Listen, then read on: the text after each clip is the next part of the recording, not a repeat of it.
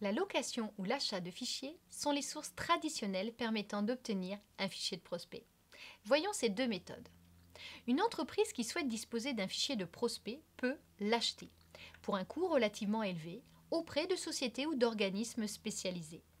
Les acteurs historiques comme Compass ou les CCI, Chambres de commerce et d'industrie, restent des références en la matière.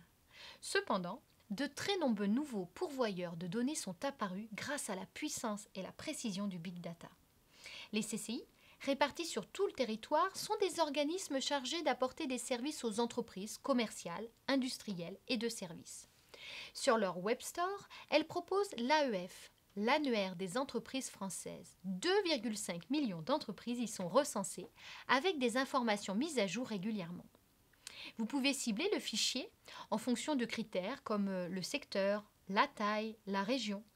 Ainsi, la société Optimise Achat pourra sélectionner les entreprises du secteur de l'hôtellerie-restauration qui ont entre 50 et 100 salariés en Languedoc-Roussillon. Ces fichiers qualifiés B2B peuvent être téléchargés au format .xls ou .csv pour que l'entreprise puisse enrichir les données de départ ou pour qu'elle les transfère dans son logiciel CRM. Le tarif d'achat de fichiers va dépendre du nombre et du choix de critères et donc, au final, du nombre d'entreprises sélectionnées.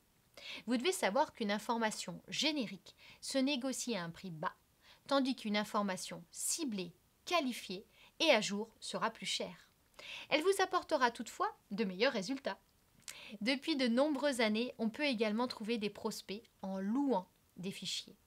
La location est généralement moins coûteuse que l'achat, mais elle est limitée dans le temps. De plus, l'accès au contenu du fichier est très restreint.